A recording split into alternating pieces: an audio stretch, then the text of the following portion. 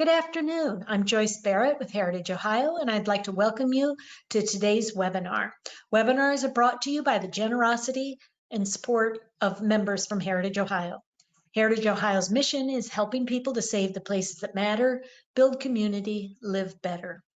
Today we have a presentation on JobsOhio's new program, Vibrant Communities. Christy Tanner is with us. Christy is the Senior Managing Director at JobsOhio. Christy's going to pause and take questions during the presentation, so feel free to type questions into the question box and we'll get those answered at the pauses. Most issues with the webinar software can be solved if you close the program and restart it with that same link that was sent to you. And later this afternoon, GoToWebinar will send out a link to a recording of this webinar. If you want a copy of the presentation, you're welcome to email me, Joyce Barrett, jbarrett@heritageohio.org, and I can send you a copy of that presentation. With that, I'm ready to hand everything over to Christy. You can take it away. Great. Thank you, Joyce, and thank you to Heritage Ohio and all the attendees on the call for the opportunity to share a little bit more about our JobsOhio Economic Development Inclusion Strategy. It is an initiative that I have been asked to lead at JobsOhio, and so pleased and honored to be able to have that opportunity as a lifelong resident of Ohio and economic development practitioner. This is a phenomenal opportunity for us as Ohioans and as the state's economic development organization to put these kinds of programs in place. So let's see if I can. I'd first like to start by just giving you a little overview around what our economic development inclusion strategy is all about. We started working on this strategy last year as part of JobsOhio's Go Forward 5-year plan, our 5-year overall strategy. It was also shaped by input that we had received along the way and at many of our we called it our regional roadshow late last year, and input and involvement from many others, including several legislators. We've had many roundtables with them to gather input, and we're quite, I think, pleased with the start of the program. The strategy is really focused around two primary audiences. First is distressed areas across Ohio, both urban and rural, and then also underrepresented populations, with the goal of helping to attract capital, create jobs, and grow talent for all Ohioans. As some of you may know, we have about 20% of Ohio's population, about 2.2 million people, that live in a distressed area in Ohio, rural and urban. And then I think everyone is very well aware, especially through this pandemic that we have gone through, that our underrepresented populations, minority-owned businesses, women-owned businesses, and the like have been disproportionately impacted by what has happened. So with this current status in mind, it's really clear to us that Ohio cannot achieve the economic goals that we want to achieve without doing something more to try to lift these two population groups in Ohio. So how will we do that? This is the three buckets that you see here are the first 3 programs that the JobsOhio board approved over the summer to support the economic development inclusion strategy. The first 2 are geared toward distressed communities. And then the third that you see is geared toward small businesses. This is, we'll talk mostly about the first 2 programs today, the Pre-Project Planning Support Program and the Vibrant Community Grant Program. I also want to touch on, though, the JobsOhio Inclusion Grant, because I'm very excited about what it's going to do for small businesses that are owned by underrepresented populations. But just to note, these 3 programs are the first of what I hope will be many others, and really it's just part of a new sort of an underlying philosophy at JobsOhio. We're going to start to do some things different internally in terms of tracking and measuring and then being able to report back basic metrics on our support of projects that are that we're involved in not only in distressed areas, which we could do now, but certainly for underrepresented populations. And we've not been able to do that to the degree that we would like to do in the past. So that's going to be something that we're going to do a better job of tracking and hold ourselves accountable to in the future. So let me first touch on, as I mentioned, the one program, the JobsOhio Inclusion Grant, and this is the one that's geared toward small businesses. First, if we, and the reason I want to cover this really is because I'm certain that all of you have businesses in your communities that are eligible for this program and could benefit from this grant. So I just want to raise awareness so that you are have a little bit more information about it. They might be able to help identify some potential projects. First, to be eligible, businesses that are eligible for this grant, they must be a company that's in Ohio, either located in a distressed area, and that is anything that you see on this map by zip code that's either in yellow, orange, or red, or they could be located in one of those blue areas, but they have ownership that's in one of those underrepresented populations. So the owner is a minority, a woman, a veteran, or a person with a disability. Our JobsOhio website, under the incentives page, has a zip code lookup to make it very easy to go online and to have businesses be able to look up and figure out if they're eligible, or maybe if you're representing a community, to be able to go and see which zip codes in your community are eligible. And then the program itself provides grants to small and medium-sized businesses that want to grow their business but need additional capital to help the project move forward. So this could be a new facility, an expansion, it could be a purchase of machinery and equipment, it could even be training new employees or even their existing employees. The businesses just need to be able to demonstrate the need for support in order to make the project go forward. So in other words, maybe they can't get financing through a bank for this project, or maybe they need additional cash as equity for part of their loan that they're pursuing with a bank. Something that can demonstrate that the project otherwise would not go forward without this sort of support.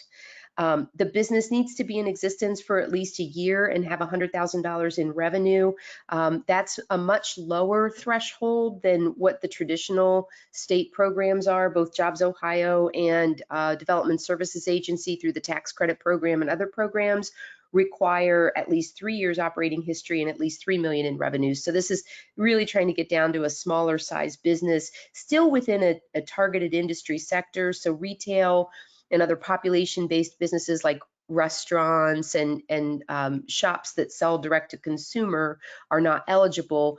However, there's sort of an exception to that. If you have a business in your community that's maybe in the agriculture, maybe they have a product, they make a product and they sell direct to consumer at a farmer's market or in local stores, but they're trying to grow that business and get into grocery stores, and this project allows them to do that, then this could potentially be a project for them. And just one more to share an early example. We've really only had this program live for about 3 months now. Many of these projects are small, family-owned manufacturers in communities. They're homegrown Ohio businesses. This example happens to come from Gallia County. Lorraine Walker, who owns Silverbridge Coffee, you may have seen that logo or that coffee brand in your local grocery store. She's grown this business from her home there. We just did a $50,000 grant with her to help her go through a new expansion. So there are about, I think 30 or actually 40 some companies that have now received this grant. We have many more in the pipeline. If this is a program that you think may be of interest, you can find more information on the guidelines on our website, and you can also reach out to any one of our JobsOhio network partners to get more information or refer one of your local businesses to them so that we can get them screened and determine if they're eligible for the program. So before I move on, I'll pause briefly to see if there's any questions about the JobsOhio Inclusion Grant. I don't see any on the screen. Yes, we do Yes? have a few questions. Oh, What okay. determines the size of a small to medium business? There is no, in the guidelines, there's no hard definition. So in what we're trying not to do is to fund, a major global corporation or a large, corporate that's located here in Ohio and just a division or a branch of it. What we're really trying to do is find those businesses that are sort of the homegrown Ohio businesses and be able to support their growth. If Okay, they're and larger, there are other programs that can help them. the follow-up question, that was $100,000 per year revenue to qualify. Correct. Yes, 100,000 in revenue and at least 1 year of operating history. Okay, those are the only two questions I had. I guess it might be safe to go on. Great. All right, I'll keep going. We'll have time at the end if anything else comes up. So we'll go ahead and shift to the new community-based programs, the pre-project planning program and the Vibrant Community Grant program. I'm really excited about both of these. They're new, very new types of programs, very different than anything that we've done in the past at JobsOhio. I really describe this as programs that sort of play in that intersection of economic development and community development, and really helps demonstrate how the two are connected, that you have to have a vibrant community in order to really be able to attract and grow economic development in your community. So the goal of these programs is to support catalytic development projects that have an immediate and long-term impact on the community. We're really trying to identify and support transformational projects in communities across Ohio so that they can help create an enhanced quality of place, if you will, to help them attract new investment, bring new jobs into the community, and attract just population talent into the community. I like to use, you see the images on the screen, I like to use the Chillicothe Carlisle building project as an example of what we're trying to achieve in this program for vibrant communities. And if you're familiar with the Carlisle building in Chillicothe, it's a very historic building in the city. It suffered a fire several years, actually it sat vacant for 12 years after a fire. Went through multiple failed attempts to redevelop it. Finally, a few years ago, the city leadership in partnership with Adina Hospital, which is one of their largest employers, worked together to redevelop the building. And it was really Adina as an anchor employer in that community who stepped forward and said, they had a project, they needed to expand some office space. They could have done it on their hospital campus, but they were willing to say, hey, we'll commit to new space in this building. We'll partner with the city and with others. There was a developer identified out of Cleveland who's an expert on renovating historic buildings who came to the table as well. Adina committed to some job creation on the first floor in some offices, along with some community space. And then uniquely enough, Adina also had the challenge of trying to attract residents to their community in order to, have residents at the hospital, because those younger professionals didn't really want to live in Chillicothe. They'd rather live, in Columbus or somewhere else and drive down. And so the thought was, if we build some housing on the upper floors, then it would allow the hospital to encourage the residents to live there so that they have a great place to live and all of the amenities that that are in that area. So it was a very complex capital stack. There were some grant dollars. JobsOhio had put some grant dollars into it as well. The end result of this, which is really the point of the Vibrant Communities program, they were not only to renovate this incredible anchor facility in the heart of their downtown and bring people in with the residential units, the community space that's included in there. But what happened, and what's really pivotal, is what happened on the side streets, the up and down streets that intersect with this building, and the follow-on investment that was witnessed as a result of the investment in the Carlisle building. You started to have business owners clean up their facades and make improvements to their storefronts. Vacant storefronts and facilities up and down both streets started to get rented out and leased out, with businesses going in because they started to see traffic coming back downtown. So this is a great example of the kind of transformational project that we would really like to see in this program. And it's the catalytic impact that it had. So we're trying to recreate this with two different tools. The first is the pre-project planning support, and that is really planning and technical support to help move projects forward that are stuck because they need help with due diligence or some component of the planning. And then ultimately with the Vibrant Community Program, which is really focused on closing the gap on these transformational projects to bring some grant dollars into them to help them go forward.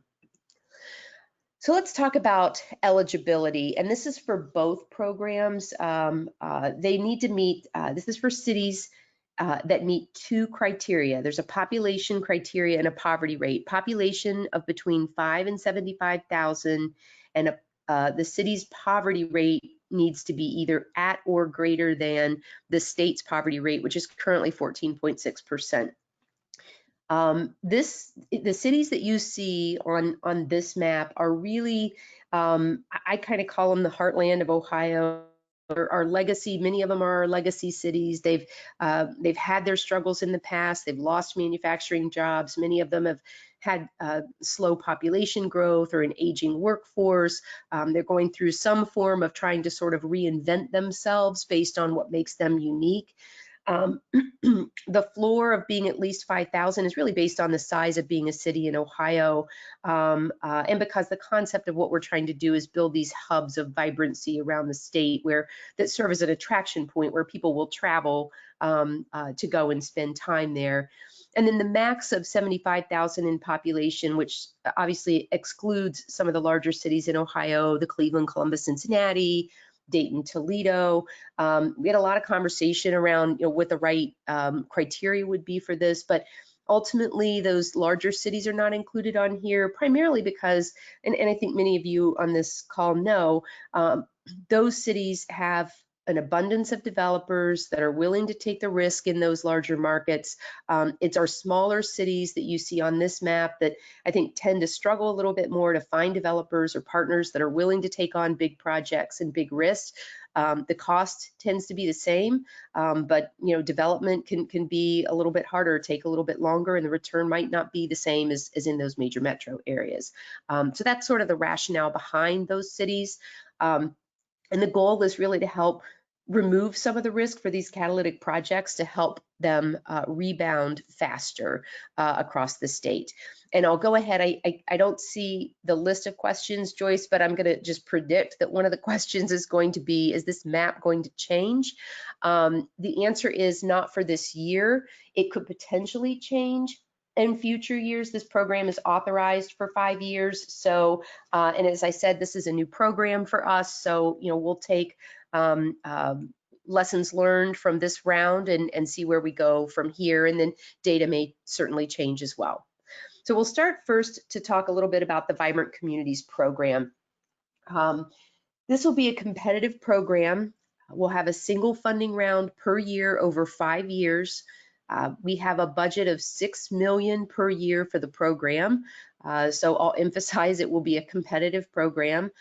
Grants can go up to $2 million per community, but with only $6 million in the total budget, we are going to look to try and fund at smaller amounts so that we can hopefully help more deals move forward.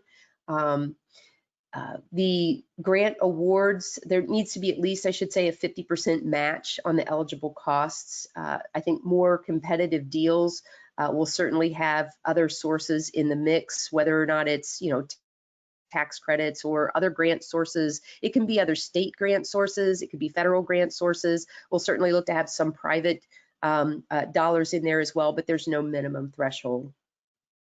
There will be a pre-vet process. So let's talk a little bit about what the process is going to look like. The pre-vet process is similar to a pre-application. This will actually be an online form that communities will be able to go in and complete and submit to JobsOhio, which triggers our system to let us know that you've submitted a pre-application, and then we will reach out to work with you as we collect and review that preliminary information to determine if the community meets all the minimum requirements. And for those communities that do meet all the minimum requirements, then we will invite them for a full proposal. And that full proposal will be shared with those communities. It's basically going to look like a PowerPoint template with some likely attachments that you would include as part of that proposal. And we'll share a template of what that PowerPoint is to look like that includes all the information and a list of all the relevant attachments that you'll need to submit. And that pre-vet form will actually go, I'm told by our marketing team, will go live on the website tomorrow, which is Wednesday the 7th. So what does a good project look like for the Vibrant Communities program? Again, the purpose of the program is to help close the gap on catalytic development projects that can both fulfill a market need and also represent significant reinvestment in the community. So as I mentioned, like that Chillicothe example, catalytic, transformational, things that are going to make significant economic impact on the community, measurable in both job creation and also in the investment that is attracted as a result, the direct investment and then the expected follow-on investment in the community as a result of the project. The projects should be identified as a priority in the city's strategic plan. It should also have strong community support. So everyone from, mayor, city council, county commissioners, the business community, chamber of commerce, public and private sector support. Not only, if they're not financially involved in the project through some sort of financial contribution or participation, at a minimum, need to be able to demonstrate how they're going to be supportive of the project. Ideally, there'll be public-private partnership like the Chillicothe example. Again, looking for a community partner as an anchor tenant, for example. Maybe there's an anchor tenant that's a major employer. It's not required to be private sector. It could potentially be, a hospital or a university, but certainly those anchor assets that you have within the community, hopefully they're involved. I think it will make for strong projects. Job creation and retention are important. It should be part of the project, but unlike traditional JobsOhio programs, they don't have to be in our targeted industry sectors, and they can include retail, which is mixed use and retail, which is, again, very different than anything we've done in the past. And I'll talk in the next slide about anchor tenants, but, we for anchor tenants and not only, connection with the community, but how strong are they, the experience of the developer or the the entity that's leading this project. And we're also going to be looking for deals that are ready to go in 2021, so kind of construction ready, if you will, with all or the majority of the balance of the funding components in place. There's two types of eligible projects for the Vibrant Community Program. First, traditional real estate projects. This is, examples could include redevelopment of a major building. It could be an entire block. I think most of these projects are going to end up being downtown projects, but doesn't necessarily have to be. I've heard some communities are maybe already have what they feel like a good revitalization in their downtown, but they're trying to now link it to a new district or maybe a riverfront or something along those lines.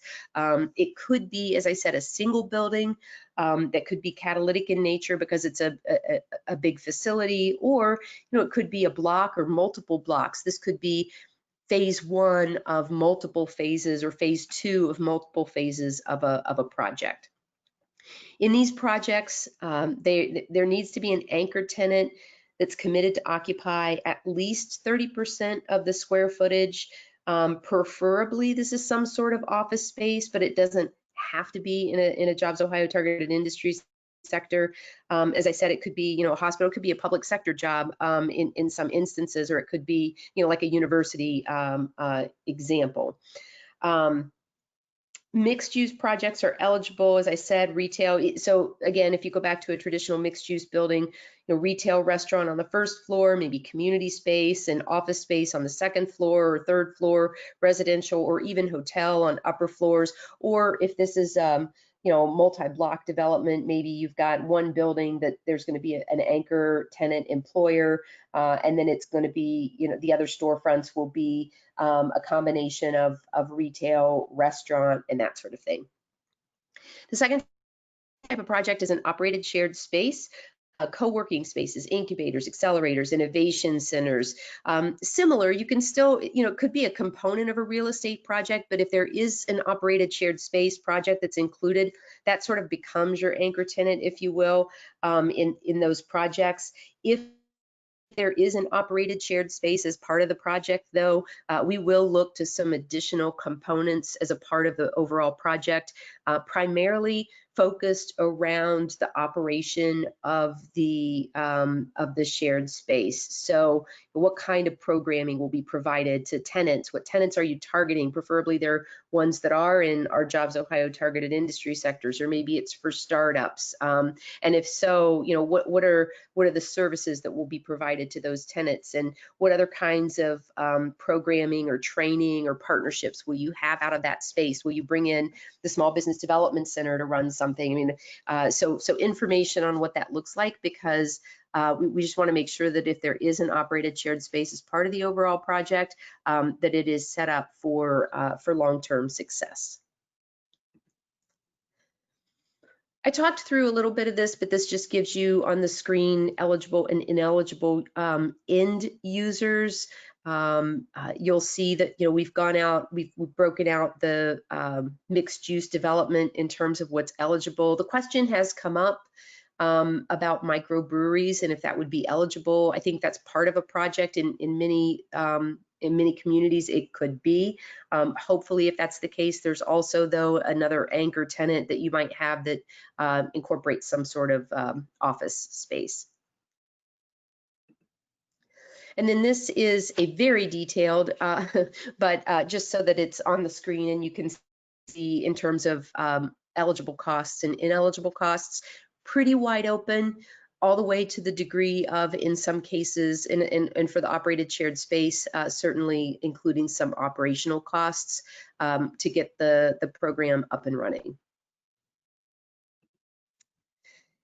How will projects be selected for this program? As I said, I expect it to be a highly competitive program. I know of at least right now 20 communities that are considering applying. We will be very upfront on criteria for review. We'll share with communities how they did through the process and where they're falling short in terms of components of the project. Impact of the project on the community is key. Not only economic impact, jobs and investment, but the ability for the community to demonstrate how this project will have a catalytic impact, that follow-on investment that they believe will occur as a result of this initial investment.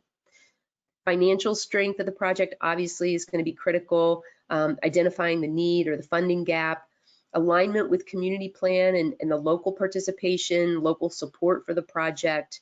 We'll look to the strength of the developer or whoever the project lead happens to be, and also the strength and viability of the anchor tenant. We'll also be looking for attributes of the overall project, things that might be incorporated, like, for example, if workforce housing is a priority in your community, have you thought about incorporating workforce housing as part of the residential component in this project? And if so, that's another way to sort of tie it back to community priorities. Are the businesses owned by underrepresented populations, in your overall plan, and of the businesses that are coming in and investing as part of this overall project, are they minority owned or women owned? Are you thinking about that as the overall program? Do you have, if it is a downtown project, do you have a downtown program in place where your businesses are asked and required to stay open during normal operating hours? Do they have, patio seating? Do they have those kind of attributes that will make it a more attractive development to bring people to that area? And last but not least, we will be looking for diversity of projects, and everybody's got their own project as it comes forward, but especially as it relates to geographic location. One of the things that we know, especially knowing that we're only going to be able to fund a handful of projects, we want to make sure that we're looking at geographic distribution as well. Before I go on to the pre-project planning program, and there are just a few slides on that, but I'll pause maybe here to answer questions on the Vibrant Communities program. Yes, Christy, we have a few questions, and please type them in as we're going along. Can this program be used in conjunction with federally designated opportunity zones? Yes, absolutely. Mm-hmm. The next question, can you share a scoring sheet or rubric prior to the grant submission?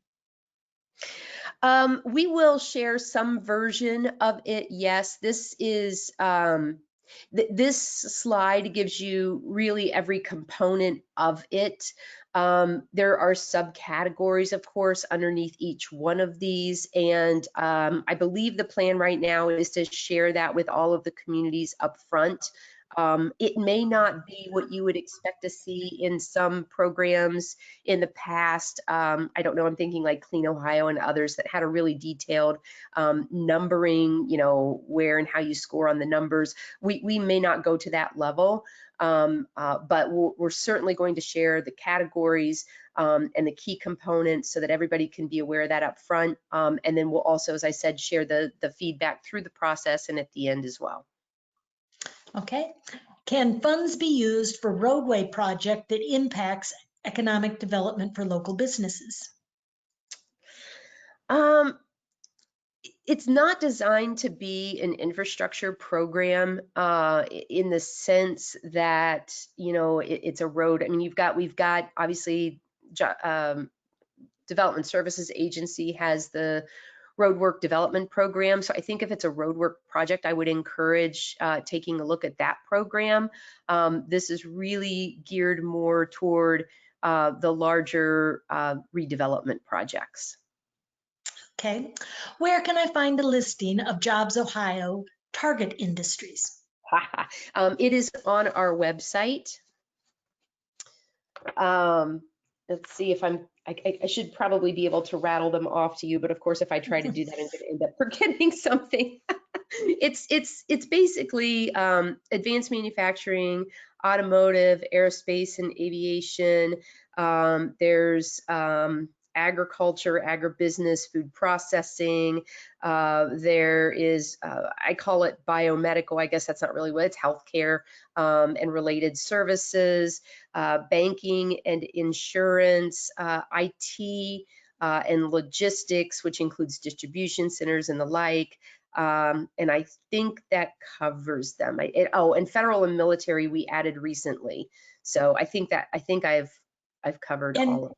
Agriculture and food production? Yeah, agribusiness and food production, yes. Yeah. Okay.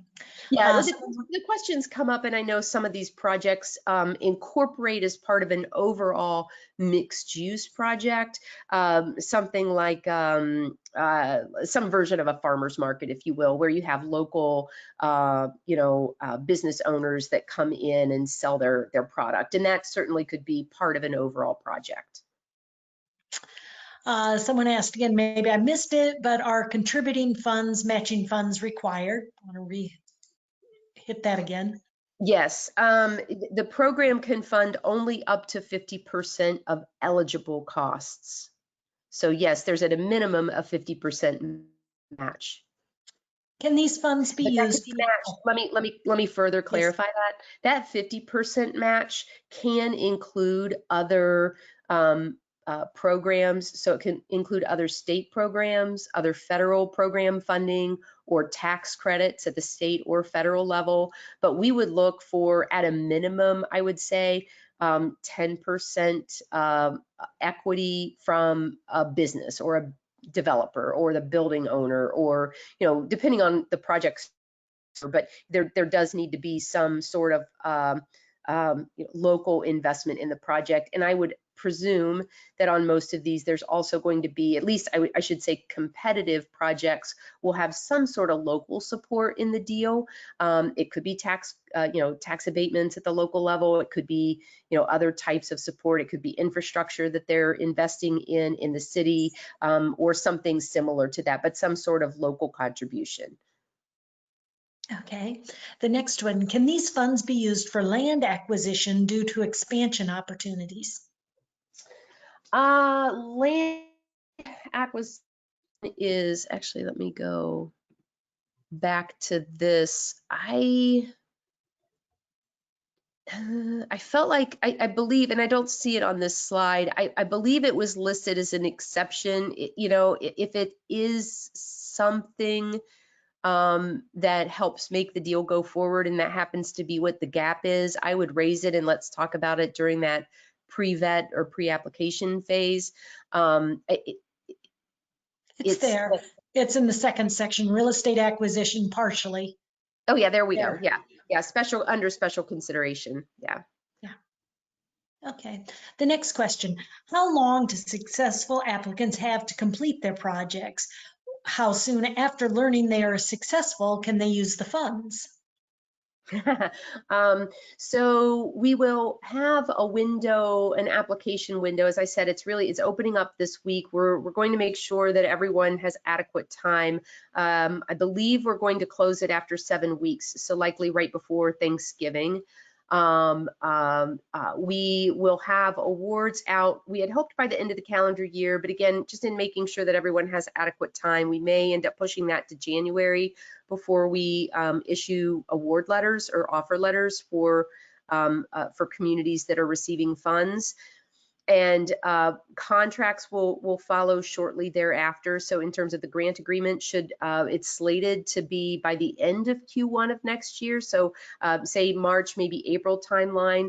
And as soon as that contract is signed, then the project could commence. And portions of the project could potentially commence prior to that. But whatever it is that our project dollars are going into would be able to commence really construction season of next year. Would somewhere like the YMCA qualify to upgrade, maintain the HVAC and pool? If that is the building, as long as there is the applicant is able to really show that how that investment is going to be a catalytic investment opportunity for the community that's going to attract new jobs and investment, and indicate sort of what does that ultimately then lead to in terms of follow-on investment in the community, it wouldn't be excluded. I think the question would be, is it competitive? So I had just thought in a previous slide, I'd seen that recreation facilities were not eligible. Yeah, I get the question would be, what is the use? Okay. What is the use going to be? I mean, if it's a YMCA building and it's going to be renovated and continue to be a YMCA building, yeah, probably not. But if it's a YMCA building and you're renovating it and it's going to be something different, it's really project based. But again, I think the question would be, how competitive would that be? So. Okay, and a question about if the project's already started and in a slump, are those going to be eligible? I think they could be. We've talked about some of these projects that are in, maybe they've completed phase 1 of a multi-phase project and they're looking at coming in for phase 2 because they've got a funding gap on phase 2. I kind of would look at, I would kind of equate that to the same circumstance. I would certainly say it's worth bringing forward and having a conversation. The pre-vet process is really fairly easy for anyone that went through the Ohio Site Inventory Program, OSIP. It's basically the same process. This online form, it's all textual, so it's really just a matter of answering the questions on the form and getting the basic information about the project in. And then once that's submitted, we can schedule a call to kind of talk through it. So. I know you mentioned the application period you thought would be open for 7 weeks. How quick is the turnaround process going to be on the pre-vet? On the pre-vet, it'll be pretty quick. It will be within a matter of a week or two. There'll be outreach. Okay, we're at a pause in the questions, so you can proceed with the rest of the presentation right now. Great. Get caught back up to where I was. Okay. The pre-project planning program. Let's pick it up from here. There we go. Okay, pre-project planning program.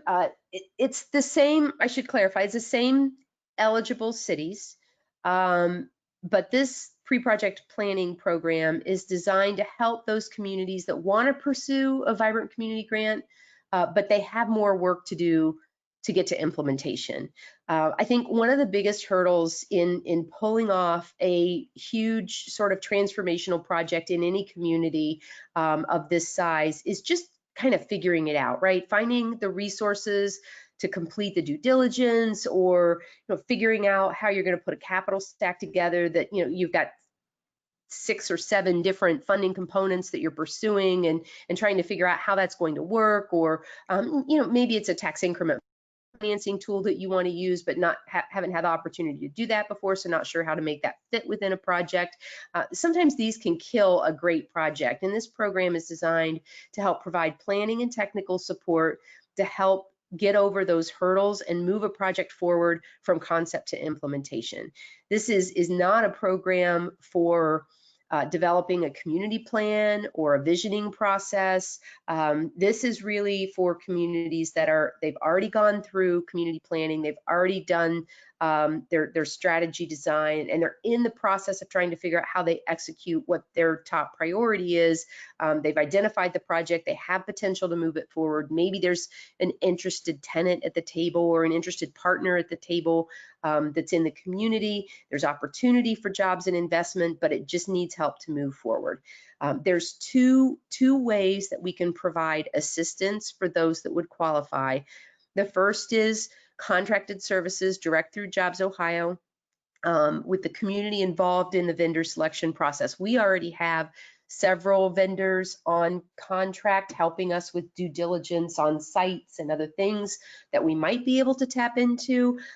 If not, we'll identify who the best individual or entity is to help move the forward.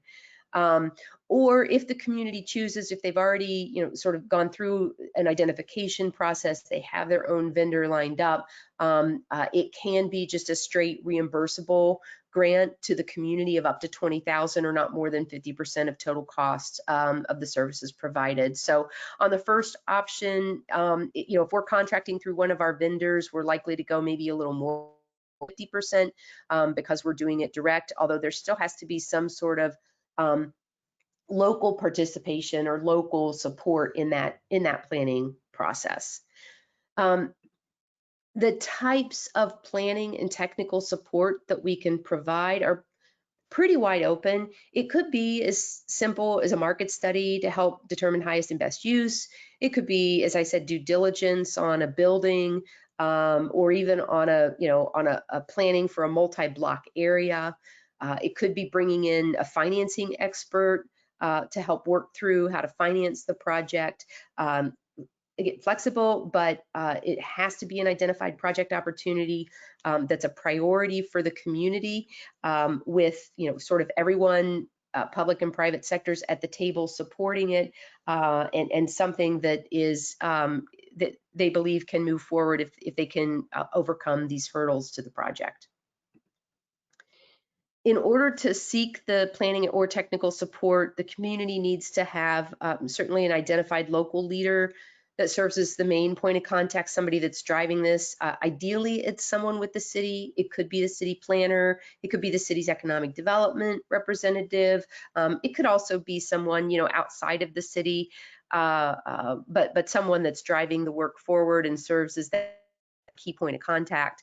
The stakeholders need to be at the table and supportive of the project. So in other words, the mayor, the city council, whoever is representing the private sector, if it's if there's a primary business or potential anchor tenant that's there that has an interest in wanting to see this go forward, or the local school or whatever it might be, needs to be at the table and part of the process as it goes forward. And then, as I said, there needs to be some sort of local match or investment that's already taken place. Obviously, if this is the right kind of project, then the community's already invested pretty heavily in trying to pull a plan together and move a project forward. So they've already made some investment, but they're also willing to make some additional investment, either from the community standpoint or from the private sector standpoint, in order to complete the planning to get it through to implementation. So if this is something where you think you might be interested in this program, I would encourage you to reach out to your JobsOhio network partner for more information.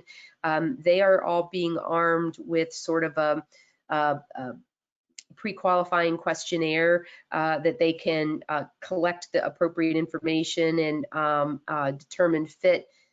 Project selection is really based on the things that you see here on the screen. Primarily project feasibility. Is this something that can go forward if you can work through these steps? Stakeholder engagement and investment in the project from both the public and the private sector. Ability or potential, I should say, for job creation and investment should the project go forward. Alignment with community vision and strategy. Previous efforts to advance the project. So, a lot of the same things that you see with the Vibrant Communities program. Obviously, we're trying to work toward the same end, which is to see or help support a potential catalytic development project within the community that for one reason or another just is not able to go forward. So we're trying to help in a sense, build the pipeline, if you will, for future Vibrant Community Grant projects.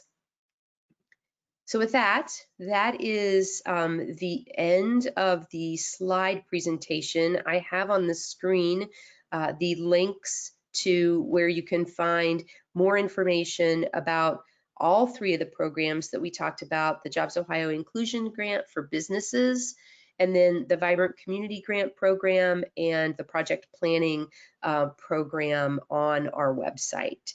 So I will pause there. And again, Joyce, you can share if there are questions. There sure are. Great. And a couple people ask, how do firms become a JobsOhio provider vendor? And what is the process and timeline to do that? We have some that are on, as I said, some that from across the state in every region on contract now that were placed there, I should say, pre-pandemic or early pandemic for part of our sites program.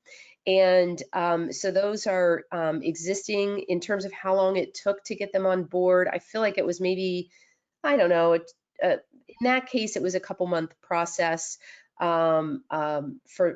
to bring those on board. For the pre-project planning program, if we don't use one of those existing vendors, we'll work with the community to identify who the best partner would be. And in fact, we have done one pilot project on the pre-project planning with one city. And that city in particular, it really only took us about maybe 3 weeks to put the person on contract and get that project started. So is that, can vendors still apply to be project coordinators, or is that window closed at this point for That window, consultants? yeah, that window is closed at this point. If we need additional partners, they'll come on a case-by-case basis based on the community project.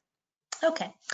Are any or all of these programs going to be available in future years? If so, what is the anticipated cycle? Sorry, yep. I couldn't hear you. All sorry, my watch wanted to answer your question, Joyce. All 3 programs were authorized by the board for a 5-year period. So we will have these running for each of the 5 years. For obviously the inclusion grant for businesses is open cycle. Businesses can come, whenever they have a project for support. Same with the project planning program. The Vibrant Community Program, since it runs in funding rounds, we anticipate having 1 funding round per year. So we have the one that's opening up now in Q4 of this year. We'll get all of those under contract and started in the first half of next year. And then I am planning on us starting next year's funding round in Q3, so just a little bit earlier in the calendar year for next year. Okay, we don't have any other questions coming in yet, but Christy's going to oh, here's another one. Christy is going to email me the PowerPoint. You can write to me, jbarrett@heritageohio.org, and I will send you a copy of that PowerPoint. The next question in, for vibrant communities, 6 million is available for each funding round, right? Yes, that is correct. 6 million per year. And 2 million is the cap per community, and you're kind of hoping they'll be a little bit smaller than that so more communities can get funded, right? Yeah, that's right. I'm hopeful that we'll be able to support more than just 3 projects around the state. I'd like to see us do more like 5 or 6. I'm hopeful that some of these projects that are coming in maybe have a higher leverage ratio instead of a 1-to-1.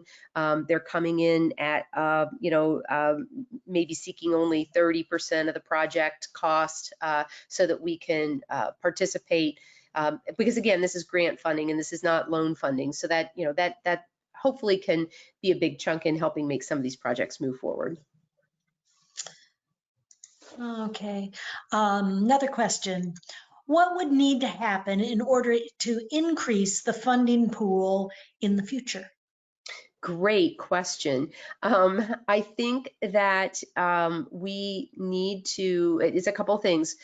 This first funding round, this first year, the projects that are funded need to be exemplary examples of what we're trying to accomplish that can move forward quickly, which is why we want to see these going forward in 2021 and have great success. And I think that if we can demonstrate the impact that these types of projects have, then my hope would be that it will not only continue to be part of our portfolio of programs, but be considered for additional funding. And you also said that the map of communities may change with the experience. Sure, it could. I mean, we're learning through this. This is the first time that we have any kind of programs like this. So this has been a learning process as we've been standing the program up. Feedback is more than welcome. We want to hear input, and especially as we go through this first round and go through completion of this first round, we want to go back and learn from those that went through the program and take that into consideration as we shape it going forward. Great. Well, allow just another moment for more questions. People tend to be last minute question askers. I put my email in the chat box, jbarrett@heritageohio.org. If you have questions, here is another question. Does this mean that the possibility for a larger future funding pool would be multiple years out? to wait for the first round of projects to have a track record? Yeah, I don't know. I would think that it would be a couple years before we would be able to really demonstrate the success of the program, because it will take that long to get these projects constructed and start to demonstrate, what they're able to do. So yeah, I would imagine that it wouldn't be in the first couple years, but maybe toward the later years of the program. Okay, another thing, again, the first step really should be for them to contact their regional economic development partner. Yes, that's correct. Their JobsOhio network partner. You can find those on the website, but it's One Columbus here in Central Ohio, Team Neo in Northeast Ohio, RGP Regional Growth Partnership in the Northwest Ohio area, the Dayton Development Coalition in the Dayton region, Western Central region. In the Cincinnati region, Southwest Ohio is Ready Cincinnati, REDI Cincinnati, and then the Appalachian area is Ohio Southeast, previously known as APEG. Great. Okay, we're just waiting another moment. All you shy people, now's your opportunity to write in a question. It's kind of overwhelming. There's a lot of new program information for everyone to absorb here. Yeah, there's a lot of money that's out there now too, and the CARES Act funding that I know many communities are able to tap into. So, we were worried at first that with the pandemic, it might put a block on some of these types of projects around the state, but of the communities that I've talked to, many of them are still feeling pretty confident that they can pull off a pretty sizable project like this, especially in some of the downtown areas. So I am hopeful that we'll have some great projects coming in this year. Okay, well, I'm not seeing any other questions coming in, so I would like to thank Christy and everyone at JobsOhio for the wonderful services you're providing to help grow Ohio. Heritage Ohio's next webinar will be October 21st as part of our quarterly revitalization series. The topic will be fundraising. Lori Overmeyer will present from 10 to 11:30, and Mary Helmer will present from 1 to 2:30 on October 21st. And again, please write me if you need a copy of the PowerPoint. Thank you so much, Christy. Great. Thank you, Joyce, so much. Have a great Okay, afternoon. bye. Bye.